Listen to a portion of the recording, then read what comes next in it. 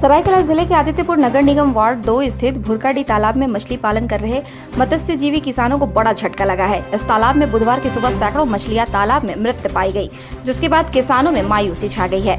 मत्स्यजीवी किसान फूलचंद सिंह सरदार के अनुसार करीब 5 लाख रुपए से ज्यादा की मछलियां मृत पाई गई है।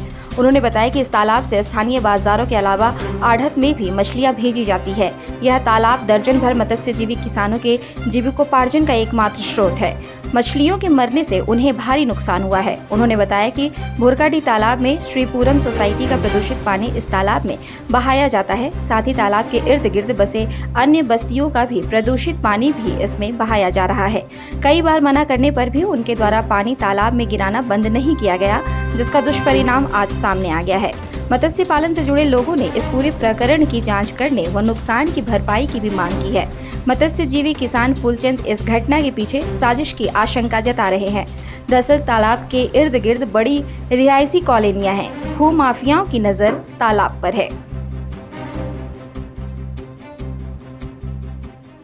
हम लोग मछली पालन करते हैं, लेकिन इसी मछली का आधार से हम लोगों का पालन पोषण होता है, लेकिन इस मछली हम लोगों का बहुत मर गया है। तो इसमें नाला दो तरफ से आता है पानी, उसी के कारण से मर गया है।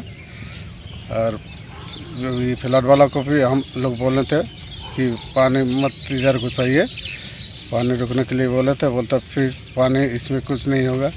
फिर 2 बार चुनाव भी दिया था, मांगे थे, तो चुनाव भी मारे, फिर मांगे चुना तो चुना उना नहीं दिया। अभी इस साल तो पूरा ही हम लोगों का 5 लाख का घटना घट गया। नहीं, इधर बस्ती का भी आ रहा, बस्ती वाला पानी भी घुस रहा, सब बाथरूम उतरूम का पानी आके सब तालाबे में घुस रहा। इसमें बहुत आदमी हम लोग नहाते भी हैं, नहाते थे तो बहुत आदमी कम से कम सुबह से रात 11 बजे तक नहाते धोते सब आदमी। यहीं पर पूजा पाठ का भी यहीं पर होता है, ये अल्लाह ताला में सब आदमी लगे यहीं पर गंदा कर देता तालाब को। माना करने से भी कोई सुनता भी नहीं है।